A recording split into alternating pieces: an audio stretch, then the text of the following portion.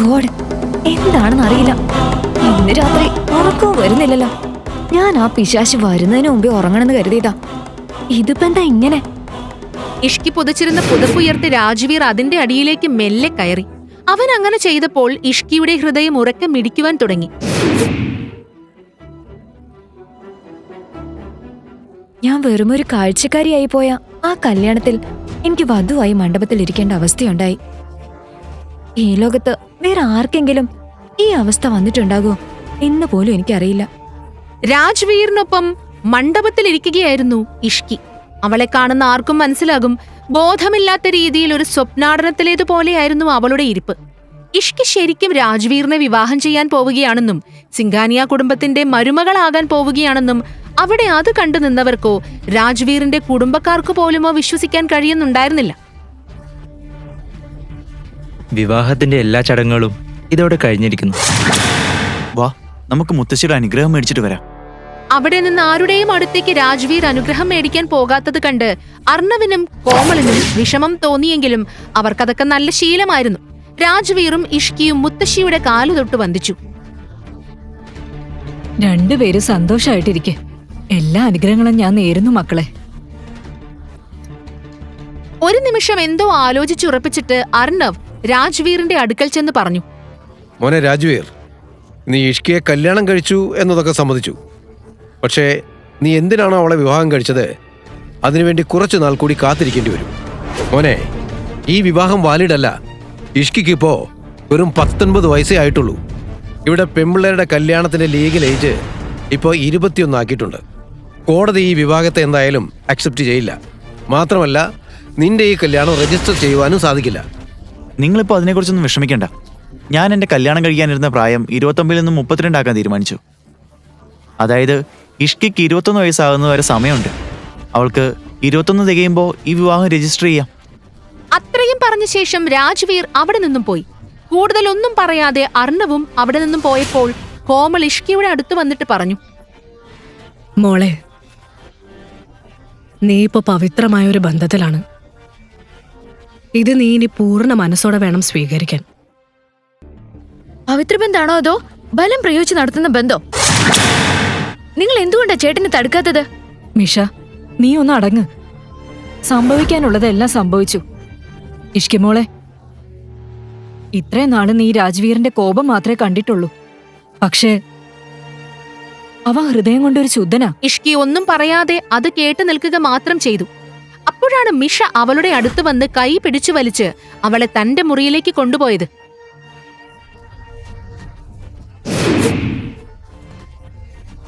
നീ ഒറ്റ ഒരുത്തി കാരണോ ഇതെല്ലാം സംഭവിച്ചത്. അതിന് ഈ കാര്യത്തില് ഞാൻ എന്ത് തെറ്റാ ചെയ്തേ? എന്ത് തെറ്റാണ് ചെയ്തതെന്നോ? അല്ല, നീ എന്താ അന്നേരം വാ തുറന്നൊന്നും മിണ്ടാത്ത? എടി, സംസാരിക്കാൻ ഞാൻ ശ്രമിച്ചതാ. പക്ഷേ അയാൾ എന്നെ തുറച്ചു നോക്കി എന്റെ വായടപ്പിച്ചു. വായും പൊത്തി ഇരുന്നുകൊണ്ട് ഇപ്പൊ എന്ത് സംഭവിച്ചു? നീ അവന്റെ ഭാര്യയായില്ലേ? അന്നേരം മിഷയുടെ മുറിയുടെ വാതിൽ തുറന്ന് കോമൾ അകത്തേക്ക് കയറി. ഇഷ്കി, ഡോർ അടയ്ക്കാദ്യം. ഇഷ്കി, നീ ഇവിടെ എന്തെടുക്കുവാ?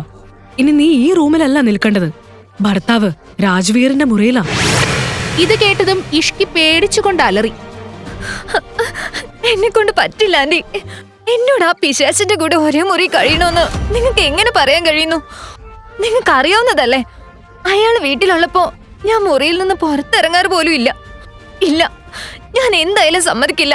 അതെ അമ്മ, ഇഷ്കി ചേട്ടന്റെ കൂടെ എങ്ങനെ താമസിക്കാനാ? മിഷയേക്കാൾ മൂത്തവളായിരുന്നു റൂഹി. പക്ഷെ അവൾ മിഷയുടെ സ്റ്റെപ്പ് സിസ്റ്റർ ആയിരുന്നു. എന്നാൽ രാജ്വീറിന്റെ മുഴുവൻ സഹോദരിയും. റൂഹി അവിടെ വന്നിട്ട് ഇഷ്കിയോട് പറഞ്ഞു, ഇഷ്കി, നീ ചേട്ടന്റെ മുറിയിലേക്ക് ഇപ്പൊ പോയില്ലെങ്കിൽ നിന്നെ കൂട്ടിക്കൊണ്ടു പോകാൻ ചേട്ടൻ ഇങ്ങോട്ട് വരും. പറഞ്ഞേക്കാം. ചേച്ചി എന്തിനാ എന്നെ എങ്ങനെ പേടിപ്പിക്കുന്നത്? നിന്നെ നല്ലതിനാ ഞാൻ പറയുന്നേ. അമ്മ പറയുന്ന പോലെ ചെയ്യ്. ശരി ഇഷ്കി, നീ അമ്മയുടെ കൂടെ പോ. ഇല്ലെങ്കിൽ ചേട്ടൻ ദേഷ്യപ്പെടുമെന്ന് ഉറപ്പാ. വേറെ വഴിയില്ലെന്ന് മനസ്സിലാക്കിയ ഇഷ്കി താല്പര്യമില്ലാതെ പറഞ്ഞു, ശരി, ഞാൻ ഡ്രസ്സൊക്കെ എടുത്തിട്ട് വരാം.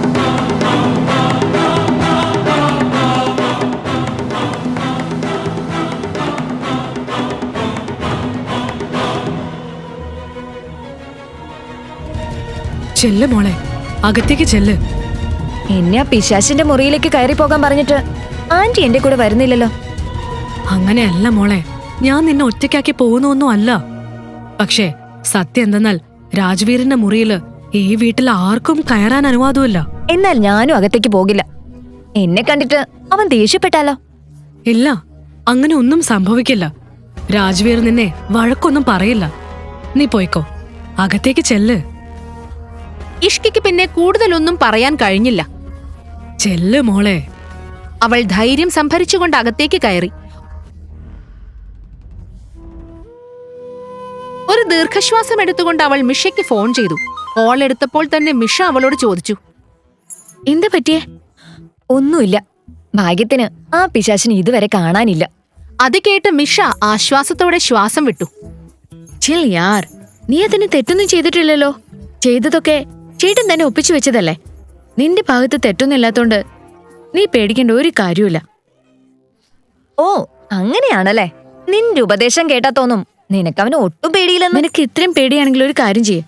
ചേട്ടൻ വരുന്നതിന് മുൻപ് തന്നെ ഡ്രസ്സൊക്കെ ചേഞ്ച് ചെയ്ത് കിടന്നുറങ്ങിക്കോ. മിഷ, എനിക്കെന്താ തോന്നുന്നതെന്നറിയോ? ജീവൻ നഷ്ടപ്പെടാൻ സാധ്യതയുള്ള ഒരു സ്ഥലത്ത് പെട്ടുപോയതുപോലെ. എടി പ്രാന്തി, ഉറങ്ങുന്നത് പോലെ അഭിനയിക്കാൻ നിനക്ക് അറിയില്ലേ? ബെഡ്ഷീറ്റ് എടുത്ത് തലയിൽ കൂടി ഇട്ടിട്ട് ഉറങ്ങിക്കോ. ഇന്നിനി ഇത്രയും ഡ്രാമ കളിച്ചത് മതി. മിഷ മടുപ്പോടെ ഫോൺ കട്ട് ചെയ്തു. ഹലോ ഹലോ, എടി പുന്നാര മിഷേ, നിനക്ക് എന്റെ ഫോൺ കട്ട് ചെയ്യാനുള്ള ധൈര്യമൊക്കെ ആയി അല്ലേ?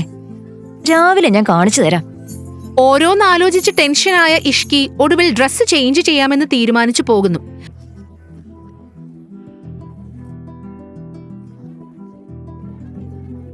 അതേസമയം രാജ്വീർ തന്റെ സ്റ്റഡി റൂമിലിരുന്ന് ചില ഫയലുകൾ നോക്കുകയായിരുന്നു. അപ്പോൾ അവന്റെ ഫോണിൽ സമറിന്റെ കോൾ വന്നു.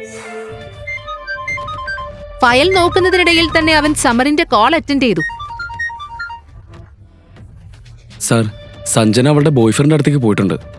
അന്ന് രാത്രി സംഭവിച്ച കാര്യങ്ങൾ വെച്ചിട്ട് അവൾ സാറിനെ ബ്ലാക്ക്മെയിൽ ചെയ്യാൻ സാധ്യതയുണ്ട്.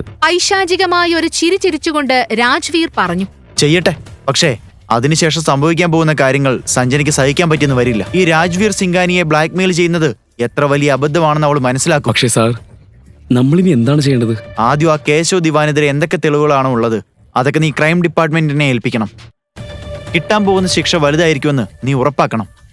സാർ, ഞാൻ ചോദിച്ചത് ആ സഞ്ജനി എന്താ ചെയ്യണ്ടേ? ചെയ്യേണ്ടതൊക്കെ നീ ചെയ്തോ. ആദ്യം നീ അവളുടെ ഫോട്ടോസ് എല്ലാം ലീക്ക് ചെയ്തേക്ക്. പിന്നെ അവനും മനസ്സിലാക്കണം അവൾ അന്ന് രാത്രി ആരുടെ ഒപ്പം ആയിരുന്നെന്ന്. Okay sir. Rajveer phone cut ചെയ്തു.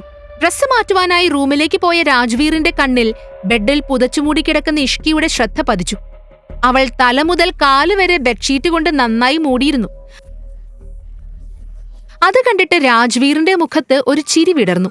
അവൻ ചേഞ്ച് ചെയ്യാനായി പോയപ്പോൾ ഇഷ്കി കണ്ണുകൾ ഇറുക്കി അടച്ചുകൊണ്ട് സ്വയം പറഞ്ഞു, ഓ ഗോഡ്, എന്താണെന്ന് അറിയില്ല. ഇന്ന് രാത്രി ഉറക്കവും വരുന്നില്ലല്ലോ. ഞാൻ ആ പിശാച് വരുന്നതിന് മുമ്പേ ഉറങ്ങണമെന്ന് കരുതിയതാ. ഇതിപ്പോ എന്താ ഇങ്ങനെ? ഞാനിവന്റെ മുറിയിൽ വരാനേ പാടില്ലായിരുന്നു. മിഷ, നീ എവിടെ പോയി കിടക്കുവാടി?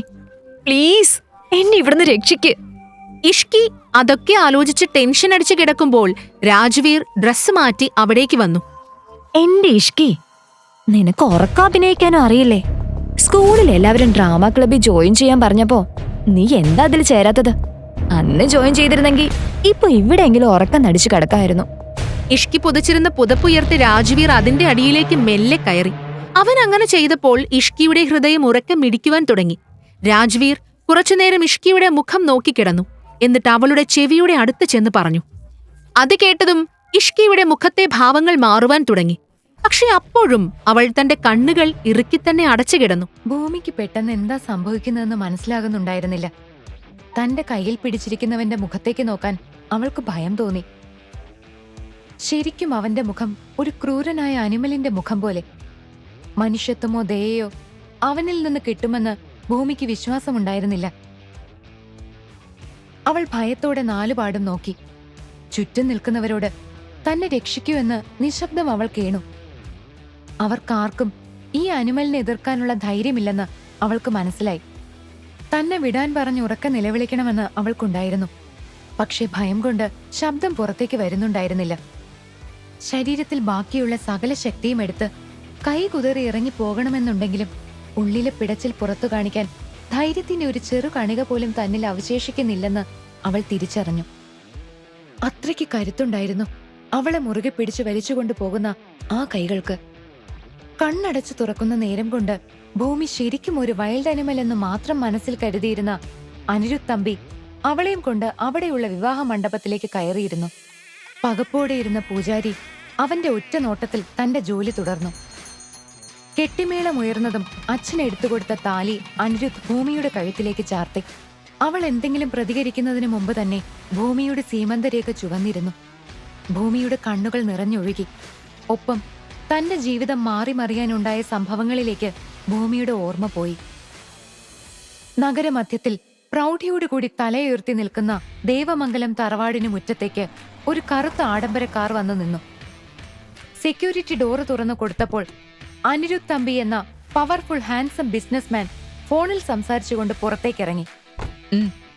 നമുക്ക് വേണ്ട രേഖകളൊക്കെ അവന്റെ അടുത്തുനിന്ന് വാങ്ങിയിട്ടങ്ങ് തീർത്ത് കളഞ്ഞേക്ക്. അങ്ങനെ ചുമ്മാതൊരു മരണമല്ല. ഈ അനിരുദ്ധ് തമ്പിയെ ചതിക്കാൻ ഒരുങ്ങുന്ന ഏതൊരാളും എന്നും ഓർത്ത് ഭയപ്പെടാൻ പാകത്തിലുള്ള ഒരു മരണം. അത് പറയുമ്പോൾ അയാളുടെ മുഖത്ത് ക്രൂരമായ ഒരു പുഞ്ചിരി വിടർന്നു. ഫോൺ കട്ട് ചെയ്ത് അയാൾ വീടിനകത്തേക്ക് കയറി. ഹാളിൽ അനിരുദ്ധിന്റെ അച്ഛൻ മഹാദേവൻ തമ്പിയും അച്ഛമ്മ സാവിത്രി ദേവിയും രണ്ടാനമ്മ പാർവതിയും ഉണ്ടായിരുന്നു. നാളെ എന്റെ വിവാഹമാണ്. വേണ്ടത് എന്തൊക്കെയാന്ന് വെച്ചാല് പെട്ടെന്ന് ചെയ്യണം. അവിടെയുള്ള ആരുടെയും മുഖത്ത് പോലും നോക്കാതെ ഉറച്ച സ്വരത്തിൽ അനിരുദ്ധ് പറഞ്ഞു. പെട്ടെന്നുള്ള അവന്റെ ആ പ്രഖ്യാപനം അവരെ എല്ലാവരെയും ഒരുപാട് ഞെട്ടിച്ചുവെങ്കിലും ദേവമംഗലത്ത് ഇപ്പോഴുള്ള ആർക്കും അനിരുദ്ധിന്റെ ഒരു തീരുമാനത്തെയും എതിർക്കാനുള്ള ധൈര്യമുണ്ടായിരുന്നില്ല. അതുകൊണ്ട് തന്നെ അധികം വൈകാതെ ദേവമംഗലത്ത് വിവാഹത്തിനുള്ള ഒരുക്കങ്ങൾ ആരംഭിച്ചു. പിറ്റേന്ന് അതിരാവിലെ തന്നെ എല്ലാവരും ഉണർന്നു. സാവിത്രി ദേവി റൂമിൽ നിന്ന് പുറത്തേക്കിറങ്ങുമ്പോൾ കാണുന്നത് അതിമനോഹരമായി അലങ്കരിച്ച ഹാളാണ്. ഒരൊറ്റ രാത്രി കൊണ്ട് അവിടം ഒരു കൊട്ടാരം പോലെ അലങ്കരിച്ചിരിക്കുന്നു. പാർവതി, ഒരുക്കങ്ങളെല്ലാം എന്തായി? പൂക്കൾ കൊണ്ട് മനോഹരമായി ഒരുക്കിയ വിവാഹ മണ്ഡപത്തിന് അരികിലായി നിന്ന് ജോലിക്കാർക്ക് നിർദ്ദേശം നൽകുന്ന പാർവതിയെ അവർ വിളിച്ചു. ഡെക്കറേഷൻ എല്ലാം ഒരുവിധം തീരാറായി അമ്മേ. ദ ഗ്രേറ്റ് ബിസിനസ്മാൻ അനിരുദ്ധ് തമ്പിയുടെ വിവാഹത്തിനുള്ള ഒരുക്കങ്ങളല്ലേ? അതിന്റെ പ്രാധാന്യം ഇവന്റ് മാനേജ്മെന്റ്സിനും മറ്റുള്ളവർക്കും ഒക്കെ നന്നായി അറിയാം. ഒന്നിനും ഒരു കുറവും വരാതെ നോക്കുന്നുണ്ട്. എന്നാലും എന്താകും അനി ഇത്ര പെട്ടെന്ന് വിവാഹം വേണോന്ന് പറഞ്ഞത്? അവന് ശ്രുതിയെ ഇഷ്ടമാണെങ്കിൽ അവരുടെ വിവാഹം നടത്തുന്നതിൽ ഇവിടെ ആർക്കും എതിർപ്പില്ലല്ലോ. നമുക്ക് ചെറുപ്പം മുതൽ അറിയാവുന്ന കുട്ടിയല്ലേ. ഇങ്ങനെ എടുപിടിയുന്ന വിവാഹം നടത്തേണ്ട വല്ല കാര്യമുണ്ടോ? എല്ലാം ഭംഗിയായിട്ടുണ്ടെന്ന് സ്വയം ഒന്നുകൂടി വിലയിരുത്തിക്കൊണ്ട് പാർവതി സാവിത്രിക്കരികിലേക്ക് വന്ന് പരിഭവം പറഞ്ഞു. എന്ത് ചെയ്യാം? അവന്റെ തീരുമാനങ്ങളെയോ അവനെയോ തിരുത്താൻ നമുക്കാർക്കും കഴിയില്ലല്ലോ. ഇതുതന്നെയായിരുന്നു അവന്റെ അച്ചച്ചന്റെയും പ്രകൃതം. അതേ മുൻചൂണ്ടിയും പിടിവാശിയും. പക്ഷേ നമുക്ക് വിചിത്രമായി തോന്നുമെങ്കിലും രണ്ടുപേരുടെയും തീരുമാനങ്ങൾ ഒരിക്കലും തെറ്റിയിട്ടില്ല. ഇതും അങ്ങനെ തന്നെ ആവും. സാവിത്രിക്ക് പോലും അനിരുദ്ധിനോട് ഭയത്തിൽ കലർന്ന ഒരു ബഹുമാനമുണ്ടെന്ന് ആ വാക്കുകളിൽ വ്യക്തമായിരുന്നു. ഇരുവരുടെയും സംസാരം കേട്ട മഹാദേവൻ തമ്പി അവരുടെ അടുത്തേക്ക് നടന്നു വന്നു. എന്റെ പാർവതി, ഇതിപ്പോ ഇങ്ങനെയെങ്കിലും അവന്റെ വിവാഹം നടത്താൻ കഴിഞ്ഞുവെന്ന് നമുക്ക് ആശ്വസിക്കാം. ഒരുപക്ഷെ പെട്ടെന്നൊരു ദിവസം ശ്രുതിയെ വിവാഹം കഴിച്ചുകൊണ്ട് വന്നതിന് ശേഷമാണ് നമ്മൾ ഈ വിവരം അറിയുന്നതെങ്കിലോ? എന്തു ചെയ്തേനെ? അനിയുടെ വിഷയത്തിൽ വിഷമിക്കാൻ നിന്നാൽ അതിനെ നിനക്ക് നേരം കാണും. ചെന്ന് അനുവിനെ വിളിച്ചുണർത്തി വിവരം പറയേ. അവൾ സ്വന്തം ചേട്ടന്റെ വിവാഹക്കാര്യം അറിഞ്ഞിട്ട് പോലുമില്ല. മഹാദേവന്റെ ശബ്ദം കേട്ടപ്പോൾ പാർവതിയും സാവിത്രി ദേവിയും തിരിഞ്ഞു നോക്കി. അയാൾ പറഞ്ഞത് ശരിയാണെന്ന് അവർക്കും തോന്നി. ശരിയാണല്ലോ. ഇന്നലെ ഹോസ്റ്റലിൽ നിന്ന് വന്ന പാടെ കിടന്ന കിടപ്പ. പരീക്ഷ തീർന്ന ക്ഷീണത്തില്. ഞാൻ പോയി അവരെ വിളിക്കട്ടെ. പെട്ടെന്ന് ഓർത്തതുപോലെ പാർവതി ധൃതിയിൽ അനുവിന്റെ റൂമിലേക്ക് നടന്നു. ഇതേ സമയം ഈ ബഹളങ്ങളൊന്നും അറിയാതെ അനഘ തമ്പി എന്ന അനുവും അവളുടെ ഏറ്റവും അടുത്ത കൂട്ടുകാരിയായ ഭൂമിയും മുറിയില് നല്ല ഉറക്കത്തിലായിരുന്നു. അനിരുദ്ധിന്റെ ഏറ്റവും ഇളയ സഹോദരിയാണ് അനഘ തമ്പി എന്ന അനു. അനു രൂപം കൊണ്ട് പെണ്ണാണെങ്കിലും ദേഷ്യവും പെരുമാറ്റവും ഒക്കെ ആൺപിള്ളേരുടേതായിരുന്നു. പെൺകുട്ടികളെ പോലെ ഒരുങ്ങി നടക്കാനോ ഷോപ്പിങ്ങിന് പോകാനോ ഒന്നും അനഘയ്ക്ക് ഇഷ്ടമല്ല. ഇന്നലെയാണ് അനുവിനോടൊപ്പം ഭൂമി ദേവമംഗലത്തേക്ക് വന്നത്. അനുവും ഭൂമിയും ഒരേ കോളേജിലാണ് പഠിക്കുന്നത്. ഡിഗ്രി സെക്കൻഡ് ഇയർ ആയ അവരുടെ 2ാം വർഷ പരീക്ഷ കഴിഞ്ഞ് ഇന്നലെയാണ് കോളേജ് അടച്ചത്. അനാഥയായ ഭൂമി ശിവഗിരി എന്ന ആശ്രമത്തിന്റെ തണലിലാണ് വളർന്നതും പഠിച്ചതുമെല്ലാം. ഇതുവരെയും ഒരു കുടുംബത്തിന്റെ സ്നേഹമോ വാത്സല്യമോ ഒന്നും അറിയാതെ വളർന്ന അവളെ അനുവിന്റെ അപേക്ഷ പ്രകാരവും മഹാദേവന്റെ റിക്വസ്റ്റ് പ്രകാരവുമാണ് ആശ്രമത്തിൽ നിന്ന് വിട്ടത്. തലേന്ന് ദേവമംഗലത്തെത്തിയ അവൾ അനിയെ ഒഴിച്ച് ബാക്കി എല്ലാവരെയും പരിചയപ്പെട്ടു. സത്യത്തിൽ അനിയെ പരിചയപ്പെടാൻ അനഘ വിളിച്ചെങ്കിലും അവൾ ഓരോന്ന് പറയുന്നത് കേട്ട് തന്നെ ഭൂമിക്ക് അനിയെ പേടിയായിരുന്നു. അനുവിൽ നിന്ന് അനിരുദ്ധിന്റെ മുൻചുണ്ടിയും പരിക്കൻ സ്വഭാവവും ഒക്കെ അറിഞ്ഞ ഭൂമി അനിയെ വിളിക്കുന്നത് തന്നെ അനിമൽ എന്ന. അവന്റെ മുന്നിലേക്ക് പോലും പോകാൻ തയ്യാറാകാതെ റൂമിൽ തന്നെ ഇരുന്നു ഭൂമി. അനു, എണീറ്റേ, ഭൂമി, മോളെ എഴുന്നേക്ക്. പാർവതി വിളിക്കുന്നത് കേട്ടതും ഭൂമി ഞെട്ടി കണ്ണു തുറന്നു. അയ്യോ, ഒരുപാട് നേരമായോ ആന്റി? അവൾ കണ്ണു തിരുമ്മിക്കൊണ്ട് ചോദിച്ചു. 7 മണി കഴിഞ്ഞു. അയ്യോ ആണോ? സോറി ആന്റി, ഞാൻ ഉറങ്ങിപ്പോയി. മോള് സോറി ഒന്നും പറയണ്ട. കുറച്ചു നേരം കൂടി കിടന്നാലും ഞാൻ വിളിക്കില്ലായിരുന്നു. പക്ഷെ ഇന്ന് അത്രയും അത്യാവശ്യമായതുകൊണ്ടാ. ആണോ? ഞാൻ വേഗം ഫ്രഷായി വരാം ആന്റി.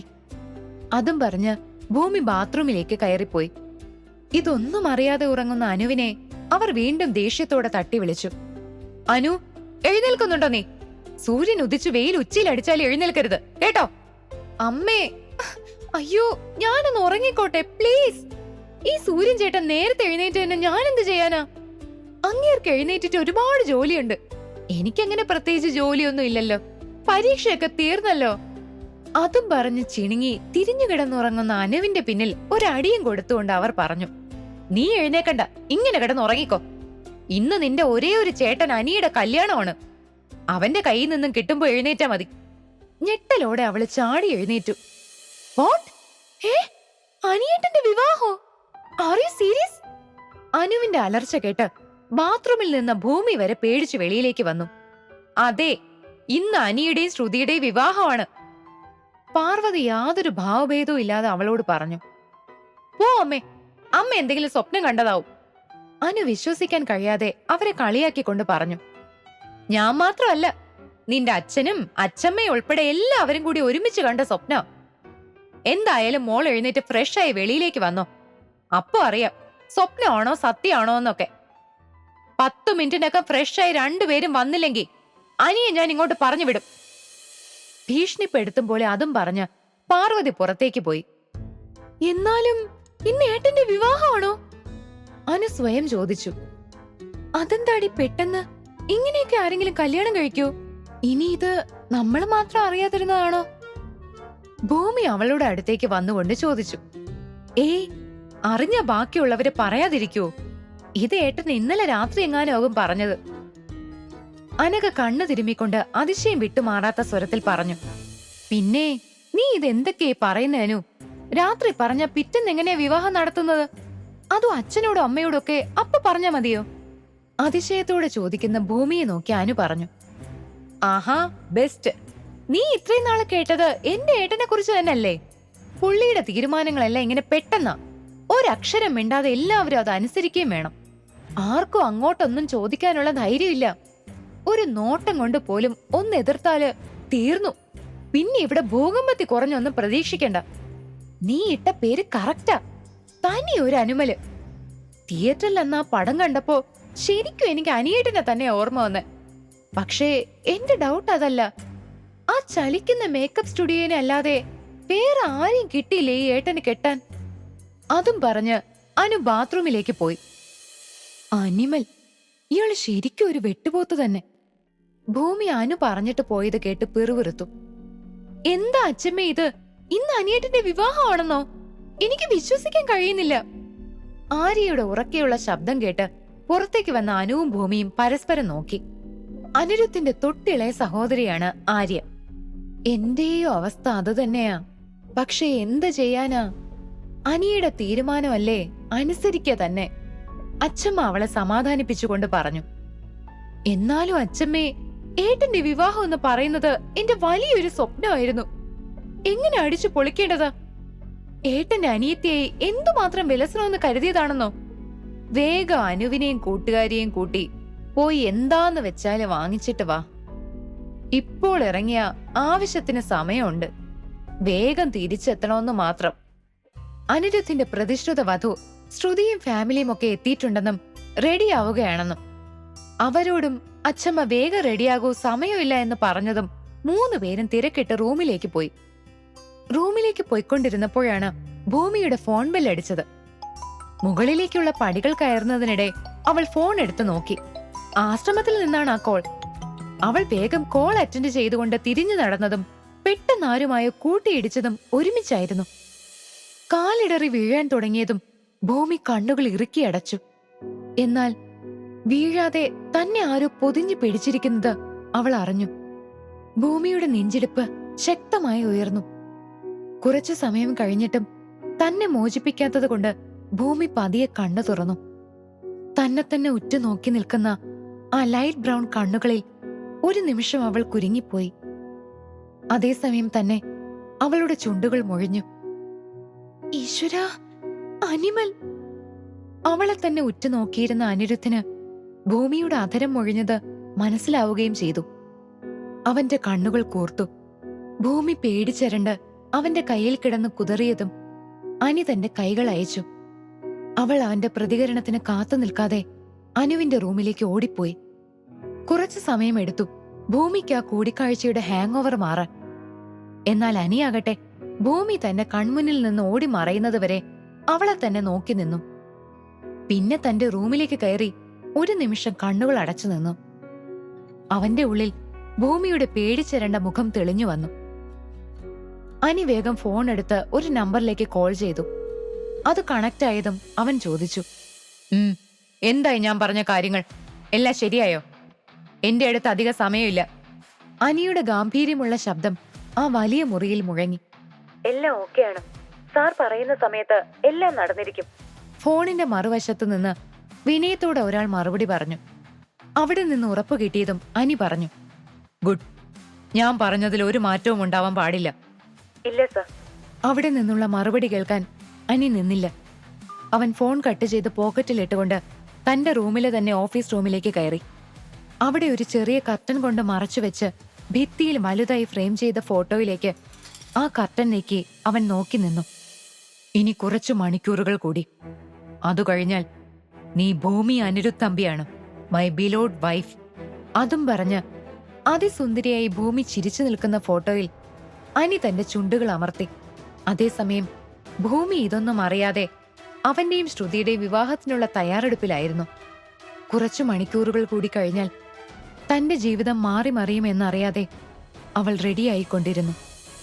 ഭൂമി ഷോൾ പിൻ ചെയ്തുകൊണ്ട് നിൽക്കുമ്പോഴാണ് ആര്യ അകത്തേക്ക് വന്നത്. അവളുടെ അതിസമർത്ഥമായ മുടി അഴിഞ്ഞു കിടക്കുന്നത് കാണാൻ തന്നെ ഭംഗിയായിരുന്നു. ആര്യ ഒരു നിമിഷം അവളെ തന്നെ നോക്കിക്കൊണ്ടു നിന്നു. ഷോള് പിൻ ചെയ്തു തിരിഞ്ഞു നോക്കിയ ഭൂമി കാണുന്നത് തന്നെ കണ്ണെടുക്കാതെ നോക്കി നിൽക്കുന്ന ആര്യയാണ്.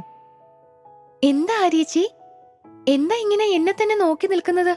കൊള്ളാവോ? വിടർന്ന പുഞ്ചിരിയോടെ ഭൂമി ചോദിച്ചു. കൊള്ളാവോന്നോ? എന്റെ ഭൂമി പെണ്ണേ, നീ ആ കണ്ണാടിയിലേക്കൊന്ന് നോക്കിക്കേ. ഈ സുന്ദരി ഒന്ന് കണ്ടാ പിന്നെ കണ്ണെടുക്കാൻ തോന്നൂ. ഈ ബേബി പിങ്ക് കളർ നിനക്ക് നന്നായി ചേരുന്നുണ്ട്. ആര്യ അവളെ മുറിയിലുള്ള വലിയ കണ്ണാടിക്ക് നേരെ തിരിച്ചു നിർത്തിക്കൊണ്ട് പറഞ്ഞു. ആ, അത് ശരി. ആരാ ഈ പറയുന്നേ നോക്ക്. ആര്യച്ചിനെ ഇന്ന് കാണാൻ ഒരു രക്ഷയില്ല. ലൈറ്റ് ബ്ലൂ ലെഹങ്കയിൽ അതിസുന്ദരിയായി നിൽക്കുന്ന ആര്യയെ നോക്കി ഭൂമി പറഞ്ഞു. അല്ല, അനു എവിടെ? അവളെ കണ്ടില്ലല്ലോ. ആര്യ അനുവിനെ തിരക്കി. ബാത്റൂമില്ല ചേച്ചി, ഞാൻ എപ്പോ തൊട്ട് വിളിക്കുന്നതെന്നറിയോ? ഭൂമി അവളോട് ദയനീയമായി പറഞ്ഞു. അനു, നീ ഇറങ്ങുന്നുണ്ടോ? താഴെ അച്ഛമ്മ എല്ലാരും നിന്നെ അന്വേഷിക്കുന്നുണ്ട്, വേഗം വന്നേ. ആര്യ ഗൗരവത്തോടെ ഉറക്കെ വിളിച്ചതും ബാത്റൂമിന്റെ ഡോർ തുറന്നതും ഒരുമിച്ചായിരുന്നു. അതിൽ നിന്ന് ഇറങ്ങി വരുന്നവളെ കണ്ട് ഭൂമിയും ആര്യയും വാ തുറന്ന് കണ്ണു മിഴിച്ചു നിന്നുപോയി. വയലറ്റ് കളർ ലെഹങ്കയിൽ അതിസുന്ദരിയായിരുന്നു അനഘ. അവളെ ആദ്യമായാണ് അങ്ങനെ ഒരു വേഷത്തിൽ കാണുന്നത്. ഈശ്വരാ, ഞാനിത് എന്താ ഈ കാണുന്നേ? എന്റെ അനു എവിടെ? ഭൂമി കളിയായി ചോദിക്കുന്നത് കേട്ടതും അനു അവളെ കണ്ണു കൂർപ്പിച്ചു നോക്കി.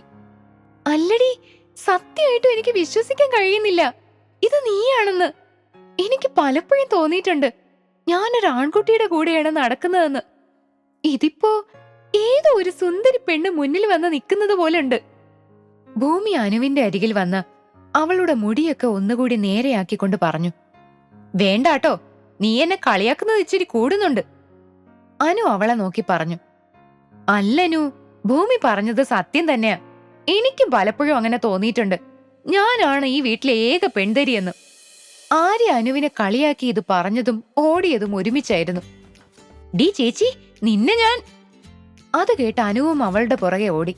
ഭൂമി ചിരിയോടെ അവരുടെ പോക്ക് നോക്കി നിന്നു. പിന്നെ പതിയെ അവളും താഴേക്കിറങ്ങി. ആര്യ ഓടിയിറങ്ങി അച്ചമ്മയ്ക്ക് പിറകിൽ പോയി നിന്നു. എന്താ ആര്യ ഇത്? നീ എന്നെ തള്ളിയിടുവല്ലോ. സാവിത്രി അവരെ തടഞ്ഞുകൊണ്ട് പറഞ്ഞു. അത് അച്ചമ്മേ, ഈ അനു. അവൾ സ്റ്റെയറിന് നേരെ കൈ ചൂണ്ടി. അനു എവിടെ?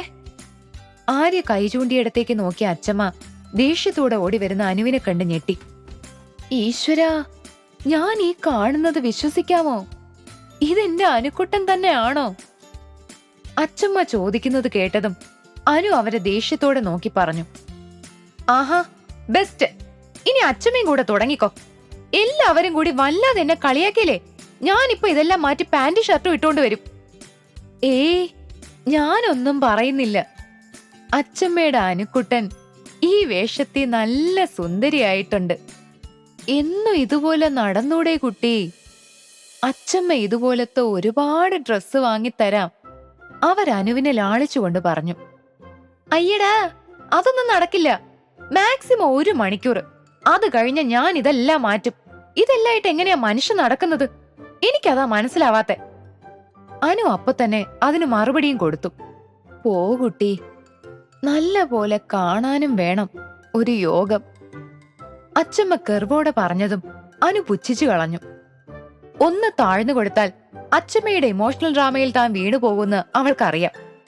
ആ, നിങ്ങൾ 3 പേര് റെഡിയായല്ലോ. എങ്കിൽ പോയി ശ്രുതി റെഡിയായോന്ന് നോക്കി അവളെ കൂട്ടിക്കൊണ്ട് വരണം. പാർവതി പറഞ്ഞത് കേട്ടതും അനു പറഞ്ഞു. എന്നെ കൊണ്ടൊന്നും പറ്റില്ല.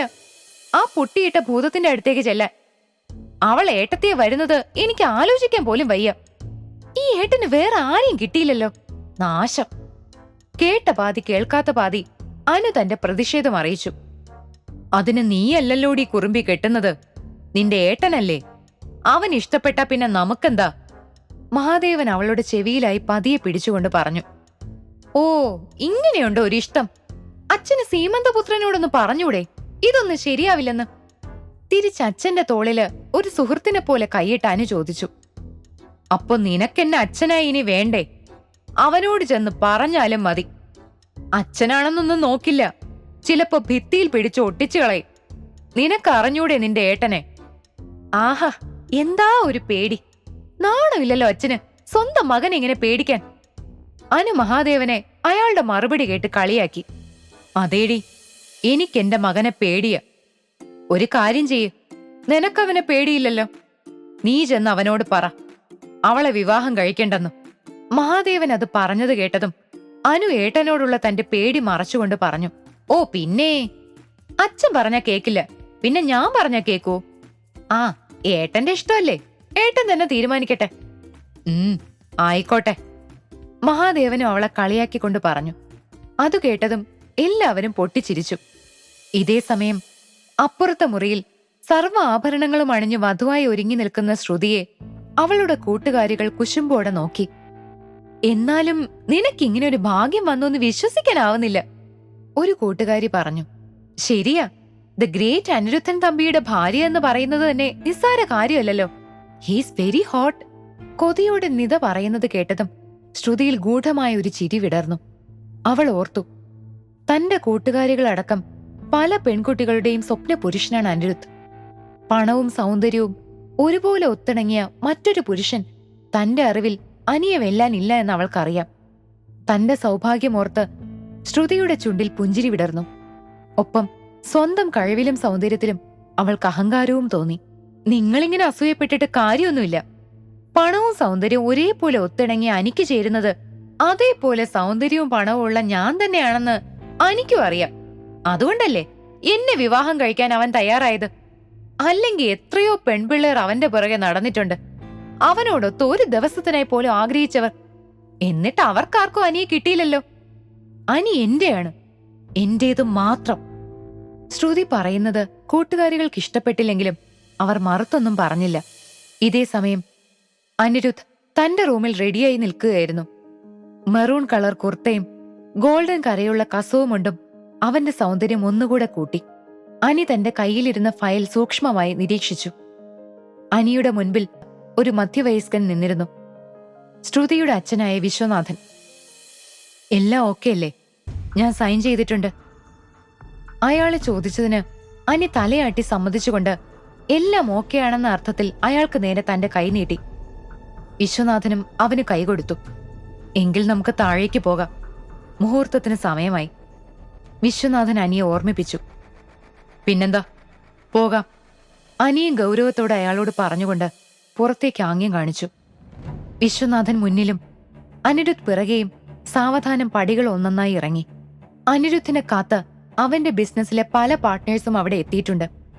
സെലിബ്രിറ്റി ഇമേജുള്ള നാട്ടിലെ ഏറ്റവും പോപ്പുലർ ബിസിനസ്മാൻ അനിരുദ്ധ് തമ്പിയുടെ വിവാഹമാണെന്നറിഞ്ഞു വന്ന മീഡിയക്കാർ അവന്റെ ഓരോ ഭാവങ്ങളും ഒപ്പിയെടുത്തു. വാവ്, അനിയേട്ടനെ കണ്ട ഒരു ഹീറോയെ പോലെയുണ്ട്, എന്താ ഒരു ഗ്ലാമർ! അനു അതിശയത്തോടെ പറഞ്ഞു.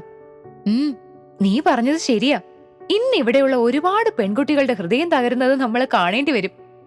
ആര്യ അനു പറയുന്നത് സമ്മതിച്ചുകൊണ്ട് പറഞ്ഞു. അതേസമയം ഇതെല്ലാം കേട്ടുകൊണ്ട് നിന്ന ഭൂമി മനസ്സിൽ കരുതി, ശരിയാ, അനുവിന്റെ ഏട്ടനെ കാണാൻ സിനിമാ നടനെ പോലെയൊക്കെ ഉണ്ട്.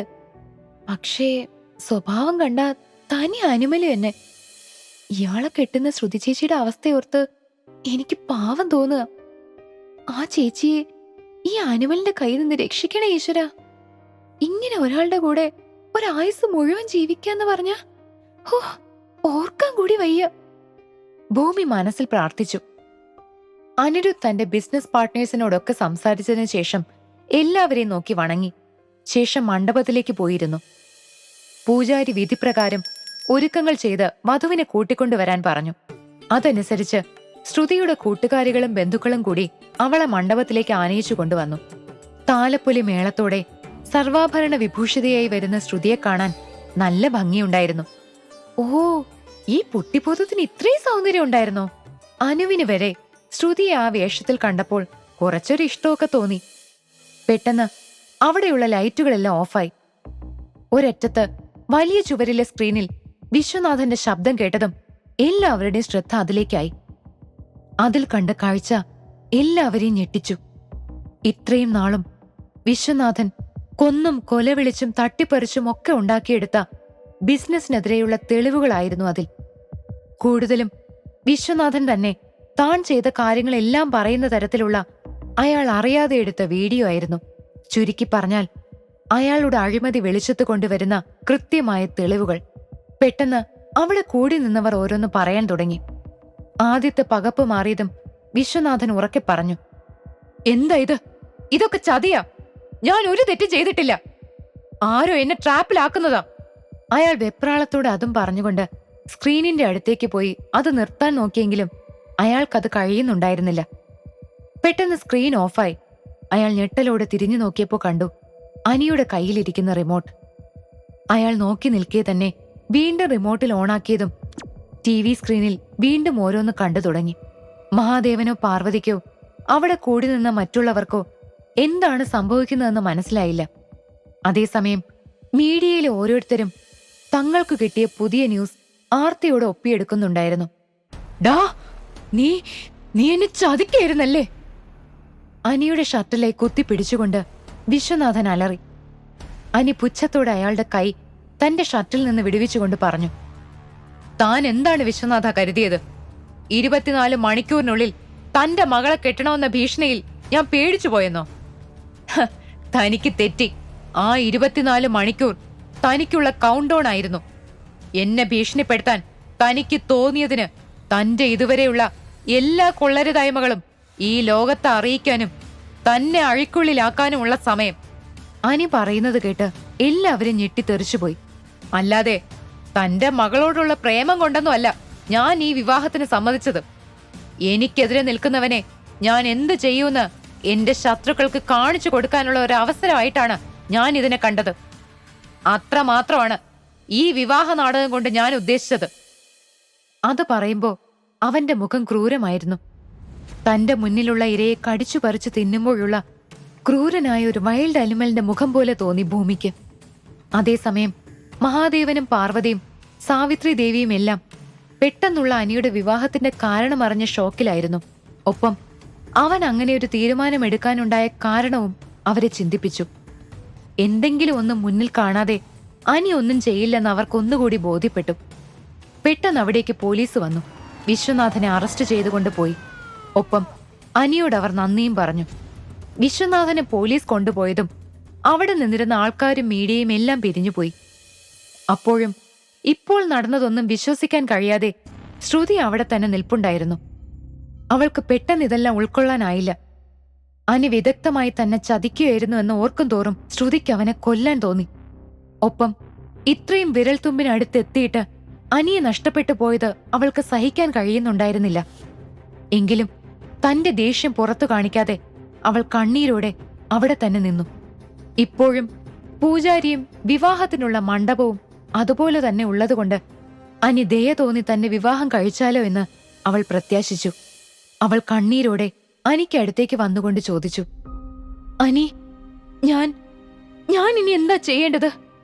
എന്റെ അച്ഛൻ ചെയ്ത തെറ്റിന് നീ ശിക്ഷിച്ചപ്പോ ആ ശിക്ഷ ഒരു തെറ്റ് ചെയ്യാത്ത എനിക്കും കൂടെയാ കിട്ടിയത്. ഇനിയുള്ള എന്റെ ജീവിതം എങ്ങനെയാകുമെന്ന് നിനക്ക് ഊഹിക്കാൻ പോലും പറ്റില്ല.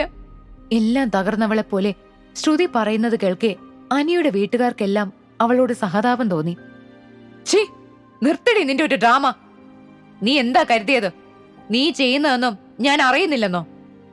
എന്റെ പുറകെ ദിവ്യ പ്രണയം പറഞ്ഞ് നീ നടക്കുമ്പോഴും നീ ചെയ്തു കൂട്ടിയ കാര്യങ്ങളൊക്കെ എന്താണെന്ന് എനിക്കറിയാം. അതൊന്നും എന്നെ കൊണ്ട് പറയിപ്പിക്കാതിരിക്കുന്നതാ നിനക്ക് നല്ലത്. ഒരുപാട് ഡ്രാമ ഇറക്കാതെ വേഗം സ്ഥലം കാലിയാക്കാൻ നോക്ക്. അനിയുടെ അലർച്ചയിൽ ശ്രുതി കിടുങ്ങിപ്പോയി. മറുത്തൊരക്ഷരം പറയാതെ ആ നിമിഷം ശ്രുതി തന്റെ ജീവനും കൊണ്ട് അവിടെ നിന്നിറങ്ങി. അനിയുടെ അലർച്ചയിൽ നടുങ്ങി നിൽക്കുകയാണ് ഭൂമി. അവൾ അറിയാതെ പെറുവിറുത്തു.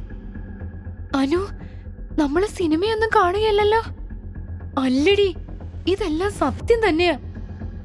അനുവും അതുപോലെ അതിശയത്തിൽ തന്നെ മറുപടി പറഞ്ഞു. അതേസമയം മഹാദേവനും പാർവതിയും സാവിത്രി ദേവിയും എല്ലാം അനിയെ തന്നെ നോക്കി നിൽക്കുകയാണ്. അനി, എന്തൊക്കെയാ നീ ചെയ്തു കൂട്ടുന്നത്? മഹാദേവൻ ചോദിച്ചതിന് രൂക്ഷമായ ഒരു നോട്ടമായിരുന്നു അവന്റെ മറുപടി. അതുകൊണ്ട് പിന്നീട് ഒന്നും ചോദിക്കാൻ അയാൾക്ക് ധൈര്യമുണ്ടായിരുന്നില്ല. അയാൾക്കെന്നല്ല, ആർക്കും അതിനുള്ള ധൈര്യം ഉണ്ടായിരുന്നില്ല. എങ്കിലും ധൈര്യം സംഭരിച്ച അച്ചമ്മ അവനോട് ചോദിച്ചു, പെട്ടെന്നൊരു ദിവസം നീ വിവാഹത്തിന് സമ്മതിച്ചപ്പോ എനിക്ക് സന്തോഷമായിരുന്നു. പക്ഷെ ഇപ്പോ എന്താ ഇതൊക്കെയെന്ന് ഞാൻ ചോദിക്കുന്നില്ല. ഏകദേശം എല്ലാം എനിക്ക് മനസ്സിലായി. പക്ഷേ എനിക്കൊരു കാര്യം നിന്നോട് പറയാനുണ്ട്. അടുത്ത മാസം നിനക്ക് 29 വയസ്സ് പൂർത്തിയാവുകയാ.